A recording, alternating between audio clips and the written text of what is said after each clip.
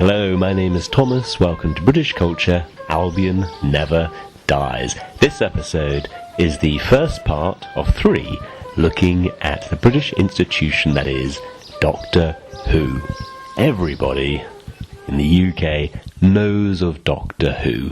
Even if they're not a sci-fi fan, even if they're not a fan of this kind of show, they've got an idea of who the main character is, and maybe some of the side characters, and a general idea of what goes on. Perhaps in the same way that I'm not a huge Star Trek fan. I can't think if I've ever seen one of the original series, but I have an idea of who Captain Kirk is, and who, the Klingons are, and things like that, even though I don't really have any real recollection of where we are. I've got a vague idea. I have the impression that people around the world maybe aren't so clued up on Doctor Who. So, this is a special series looking at Doctor Who as we come up next month to the 60th anniversary of this very long-running show. And I'm very, very happy to be guided through it by a friend of mine, Daniel Gaster. We first met through a mutual friend, Pete Brooker, from Tailors of Love. And we've gotten to know each other better and better. And I was very delighted to hear that Daniel is a Whovian and was very happy to guide me through 60 years of history. So, we will start from the very beginning, the first episode, the various men who've played the Doctors, going up until, about a third of the way through. This is the first part of 3. I hope that you enjoy this as much as I enjoyed being guided through these early episodes. Again, this isn't something that I know a huge amount about, so I'm delighted to have an expert to guide me through Doctor Who, the early years.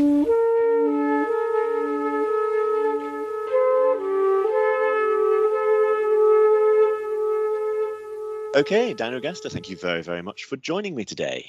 Thank you, Thomas. Pleasure to be here. And we are talking today about Doctor Who. We are. So, as well as being a James Bond fan, which is how you and I have connected over the years, I'm also a fan of Doctor Who, which is a British TV series that has been going on since November 1963. So it's just slightly younger than the James Bond film franchise. But equally, so they're coming up to their 60th anniversary in a couple of months. So we've had discussions. I've added bits to your alphabet of Britishness with related bits of Doctor Who. So you've kindly asked me on to talk about Doctor Who in terms of where it started and how it is now. Absolutely, and this is very much a part of kind of British life, right? I think everyone in Britain knows Doctor Who. I mean, it's. I think it's hard, even if somebody isn't a sci-fi fan.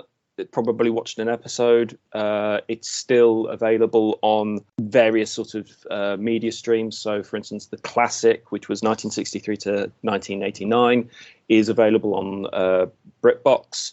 The current, the rejigged series since 2005 is still available on iPlayer. So it is available. It's accessible to a lot of people. So somebody must have seen it. But essentially, I mean, the concept of a TARDIS is widely known in terms of, like, if somebody looks into like a small house and they think, oh, there's a lot of space here. It's like, it's a TARDIS. A blue police box seen anywhere isn't a blue police box. It's a TARDIS.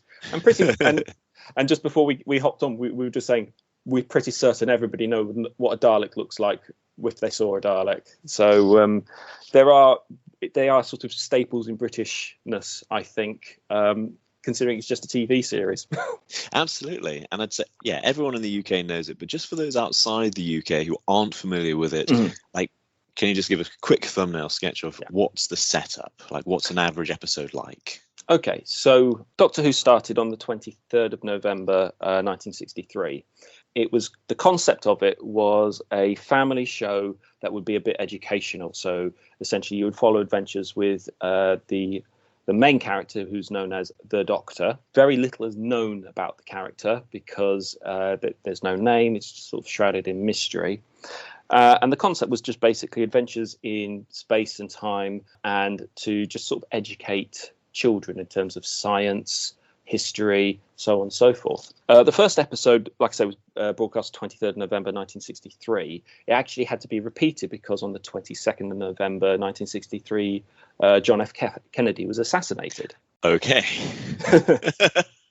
So it had to be repeated, which is rare in those days. But it continued following on it broadcast in its first year 42 episodes, which made up 8 stories. So there's quite a lot of filming in those days, and they were churning out each episode in the week, and then it was broadcast. And then going on from there, the show evolved into more of a storytelling. So instead of the Doctor being this character that just sort of observed, he became involved in these stories. So he started to help. He started to become a hero in those aspects. And that's kind of then set the template going forward to now. So the Doctor travels in time, usually with a companion or a series of companions, a team as such. And they find themselves anywhere in space and time, and there's a story. It's either in the past, in the present, the future, on different planets, different aliens, and so on and so forth. Something happens, and the Doctor tries to resolve it in a way that helps that race or that community or whatever. And that's sort of the concept of it. So poignant things that happen. So essentially, the first Doctor, which was William Hartnell back in 1963, towards the end of the 3rd series, his health had deteriorated quite a bit. So there are actually episodes where you don't have the Doctor actually in those episodes. So he's just not there at all because of his ill health. So they sort of adjust the story so that you're following the companions, but you don't see the Doctor. There's actually although this is one of the missing episodes, I'll get to that in a bit, called The Celestial Toymaker, where they make the Doctor invisible. So you don't see him on screen at all, but you hear him. So, yeah, because of his ill health, when they start doing the production for the 4th series, they're thinking we need to do something to continue the series. The series is extremely popular with children. William Hartnell himself was really dedicated to this role of the Doctor because of the amount of attention it gave him, but the children loved him, and he loved this role. So he was really not happy to give it up, but his health just basically wouldn't allow him to do another sort of 45 episodes a year. So it was quite a lot for back then. So the concept of renewing himself, it was called at that point, came up. So what they ended up doing was casting a new actor to play the same character, but what they thought was he would somehow renew himself, make himself younger, so that he could then continue with his adventures. So William Hartnell himself actually said there's only one person that could do this, and that is Patrick Troughton, and he became the 2nd Doctor. Now, in some respects, he had the toughest job because he had to be liked, and the concept of regeneration, which was as it became later on, if it didn't work, then that would have been it. That would have been it. The show would have ended after 4, maybe 5 years, and that would have been it. No more Doctors, nothing else. So the 2nd Doctor was very pivotal in terms of being able to continue the longevity of the show as it is now. Did it, in that episode, I haven't seen it, does it appear that the Doctor dies and then he comes back, or how does that actually work? So this is the 2nd story of the 4th series, and it's called The 10th Planet. And this actually introduces the Cybermen for the first time. So these become almost what they wanted to do was sort of downplay the Daleks. So they wanted to have something that was going to be as big as the Daleks, but sort of slightly different. So the 10th planet was essentially Earth's twin planet, Mondas, and they were a civilization that sort of replaced things within them, and to the point where they were sort of basically just machines with human minds. Yeah. What happened with the Doctor during this episode is he got weaker and weaker and weaker, and throughout it he's saying, this old body of mine is wearing a bit thin. I could do with a new one. And at the end of the last episode of that story, he collapses in the TARDIS, and then the TARDIS takes off automatically, and the companions sort of turn him over, and he just fades into white, and then when it comes back, he becomes a new person. And the next story, The Power of the Daleks, is him recovering from this traumatic experience.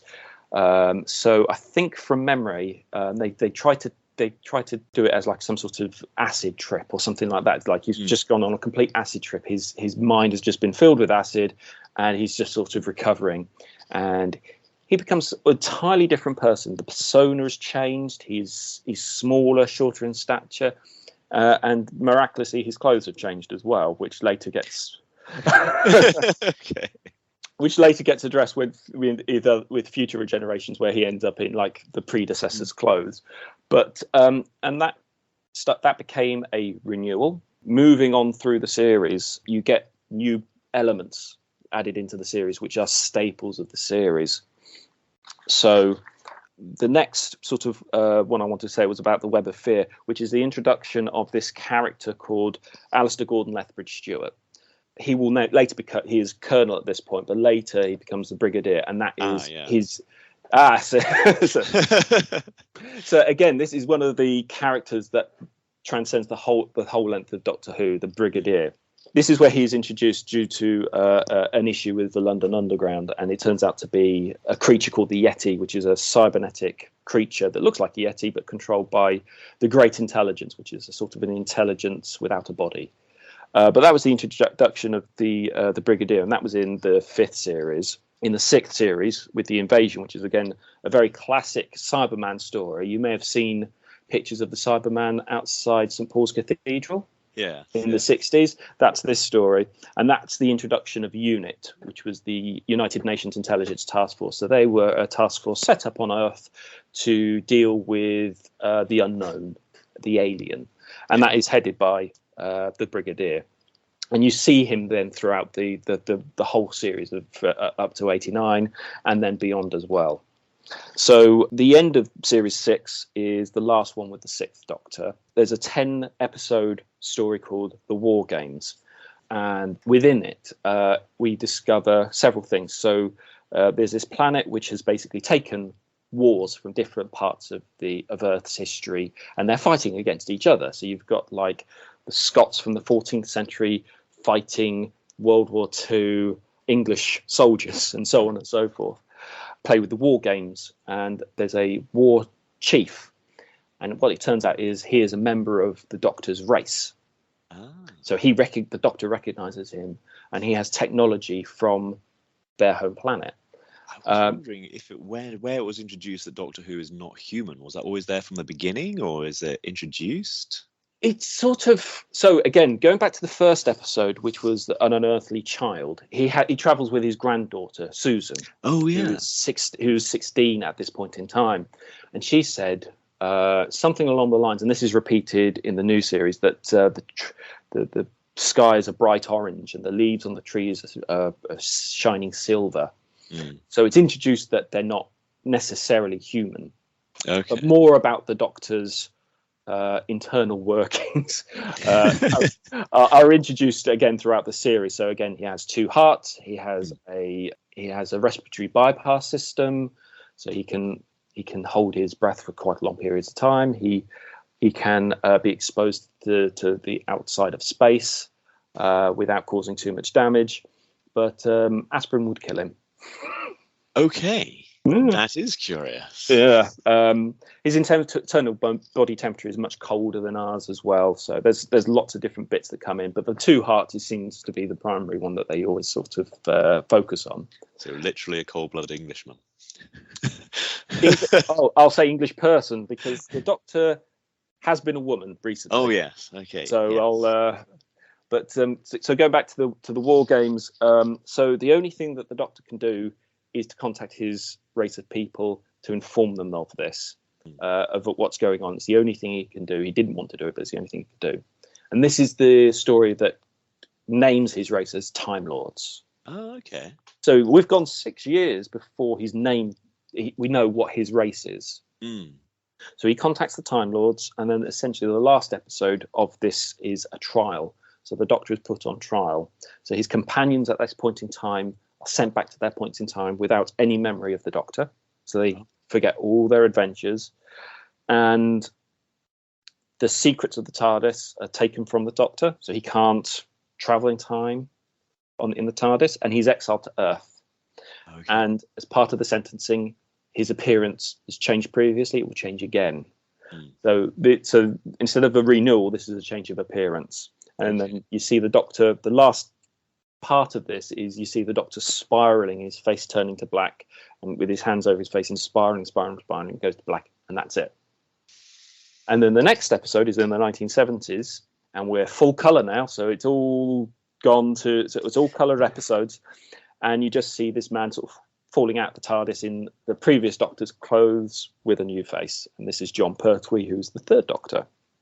I'm going to jump a little bit because if I keep going at this rate, it's going to take more than half an hour to go through the entire history. So the Doctor is exiled on Earth, and a year after his exile, we're introduced into Series 8 with the first episode with the Master.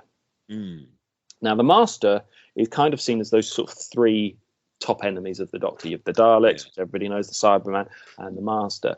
Now, the Master is a Time Lord like the Doctor, but he is not an exile such as like the Doctor, but he travels for conquest.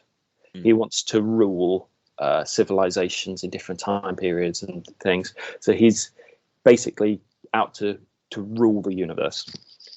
And this is the first time we see the Master and the Time Lords come to the Doctor and warn him that the Master is coming. Now, unlike the Doctor, the Master has a fully functioning TARDIS. Now, what I mean by this is, and this goes back to the very first episode, and in fact the production, when the TARDIS lands on Earth in the 1960s, it lands in a junkyard. So it takes the form of a police box.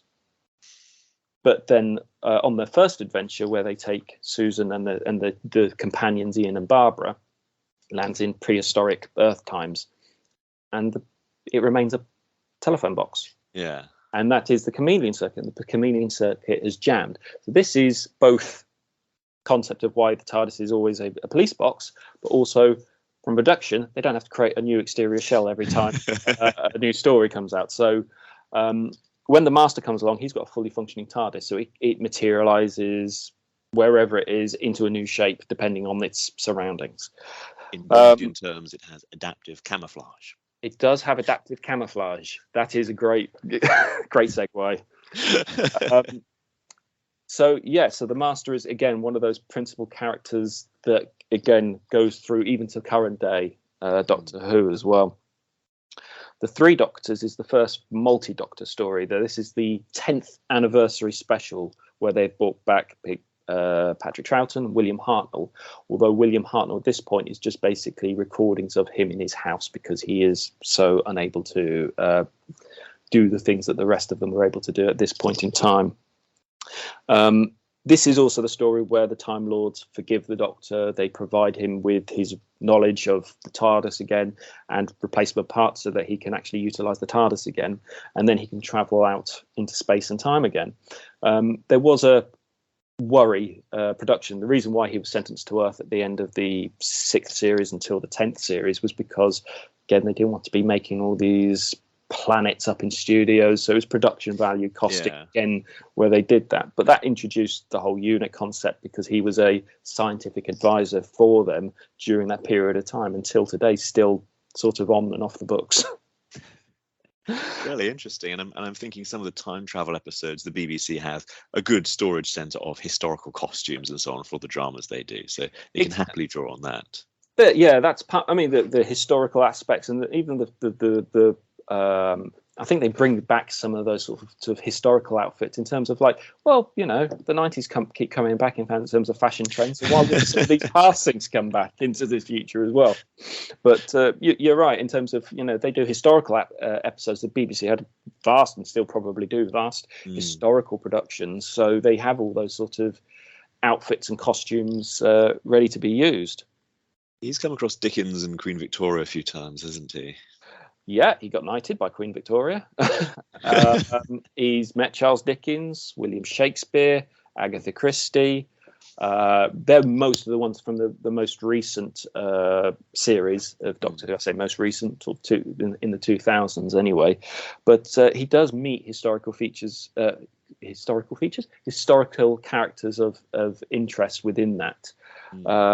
He's met H.G. Wells, who then sort of wrote the Time Machine afterwards, after the Doctor. The Doctor actually started the Great Fire of London. Oh, that's not so good. Not so good, It's supposed to help. But again, that's a fixed point in time. He also caused Vesuvius to erupt as well. So again, there's sort of these elements where it's either the world or Pompeii in that instance. So the world would be destroyed or just Pompeii, and it's a fixed point in time. So he's kind of then he has to deal with the fact that he has to do something, because if he doesn't, the whole of time unravels. Apparently. But there's also really good, like the BBC's kind of thing was to educate and entertain. And this really forms part of it. It does. It really does. I mean, it's usually most of these things. There's an alien menace in history somewhere, and the Doctor has to sort those things out to make sure. But you said about William Shakespeare, the whole concept of the episode that they did for that. There's this famous Shakespeare play that's mentioned but is never found. So there's like Lost Labours 1, Lost Labours. I can't remember. I'd have to look it up now because it's completely escaped my memory.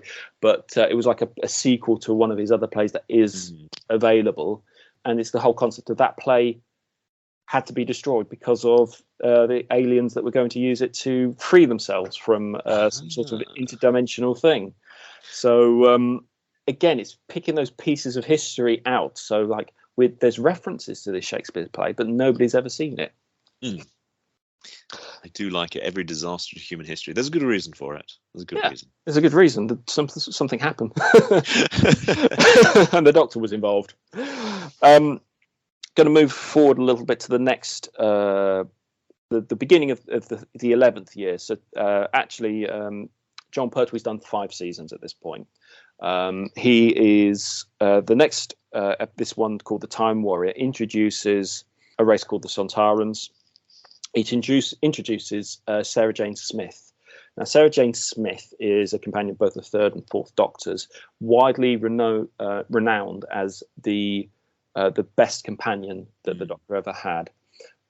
She also comes up again in specials that they had for the 20th anniversary, and she was the first classic companion to be introduced into modern Doctor Who as well, with the school reunion with the 10th Doctor David Tennant, and then from that she had her own children's series called the Sarah Jane Adventures, which she had for 4 or 5 years up until her death in 2011. So she died quite young actually, but she was renowned as the sort of the best companion.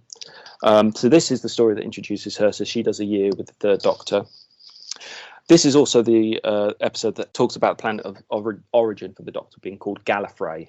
So we've seen a little bit of the Doctor's home planet in the War Games when they were on Gallifrey, but it was never referred to as Gallifrey at that point. And this is so that the Sontarans understand that this is a Time Lord. The last story of this series in the 11th is called Planet of the Spiders. Now, this was redone because originally there was going to be a story with the Master, who was Roger Delgado at this point in time, who is the first person to play the Master. Unfortunately, he was in a car crash and he died the previous year in Spain. I think he was run off the road or something like that. So this was sort of the replacement for that. So it was going to be like, and that was going to actually be the end of the Master. We'd never see him again. The Master would have died. Also, potentially be revealed that the Master was the Doctor's brother, but that never sort of really stuck. And there was going to be other bits sort of along in the future sort of referring to that, but it's widely known that the Master was the Doctor's childhood friend. They went to the academy on Gallifrey together, and then something went wrong, which I'll get to later on. Yeah, the idea of having 2 long-standing, like, popular characters for antagonists and then saying they were brothers all along. Yeah, they thought that was too silly. They did. I mean, the Master was brought in as a sort of Moriarty to the Doctor's Sherlock, So that was sort of the concept of the Master. But do you see him as kind of a man with a golden gun, or an Alec Trevelyan in kind of concept? He is very much like that. He is that sort of something went wrong during their history on Gallifrey together. So they're both known as sort of renegade Time Lords because they don't follow the establishment. The Doctor basically decided he wanted to travel and see the universe. The Master wants to travel and rule the universe. So the Planet of the Spiders is the last one with the third Doctor. Now this actually introduces regeneration in terms of this is what it's going to be called from now on. The Doctor meets a Tibetan monk and recognizes him as a teacher of his from Gallifrey. This teacher's regenerated and came to Earth for a simpler way of life, and he has an assistant with him at all times. He has power that other Time Lords doesn't have, but that wasn't kind of revealed until the end, where his assistant sort of as the Tibetan monk is killed, this assistant of his fades, and the monk regenerates into the assistant. So it's essentially a future incarnation of this Tibetan monk, is a mental projection from the monk as a living, breathing creature until he dies, and then he fades, and then he regenerates into that younger version of himself, which is power that no other Time Lord we've seen since. So this is the episode where John Pertwee leaves and Tom Baker starts as the Doctor. Now, I see your reaction to Tom Baker. Tom Baker can be known as sort of like the Doctor, the most recognisable Doctor. John Pertwee, I would think, is actually the Doctor that most resembles James Bond. Although he was in smoking jackets all the time of different colours, bow tie and frilly shirt, one of the things, a slight link, is that the shirts that he wore, the frilly shirts that John Pertwee wore as the Doctor, were made by Mr. Fish. Now, Mr. Fish is the person you see making the shirts for Sean Connery in Tumble and NASA, but he established his own business. He did the shirts in Italian Job. Mr. Fish is currently owned by the Mason and Sons brand, so they are the ones that are making the shirts now under that umbrella. Wonder if I could. But he loved Pertwee shirt. Yeah, well, nice big frilly thing. I could definitely see Pete wearing that, one of those. Oh yes. Definitely. It's very sort of 60s, 70s. But he loved his gadgets, and there's loads of gadgets within his tenure as the Doctor. So he is sort of referred to as sort of the James Bond of the Doctors. But like I say, so at the end of the Planet of the Spiders, the Doctor has died from radiation poisoning, and he becomes the fourth Doctor. Now, the fourth Doctor, widely recognisable by his very long scarf. And 14 feet, isn't it? It started off at about 12 foot, and then kept going a bit larger and larger and larger by the end. So I think it was double that by the end of his tenure as the Doctor. But Tom Baker, he was known as the Doctor. He did the longest stint. He did 7 years playing the Doctor. In his first year, he did the story called Genesis of the Daleks. Now, this is sort of almost like an origin story for the Daleks. The Time Lords have sent him to Skaro, the planet of the Daleks, at a point where they think the Daleks are being created. So he's tasked with either destroying the Daleks or making them less aggressive creatures, because they foresee a time where they will rule everything. Going into sort of modern day Doctor Who, we come across the concept of the Time War, which I'll explain later on. But this is also seen as like the origin story potentially for the Time War starting. This is like the first shot fired, and it's by the Doctor. Yeah. This is widely regarded as the best story in classic Doctor Who. So it is one of the biggest sort of stories within that. If people haven't seen classic Who, would this be a good entry point? Quite possibly, yeah.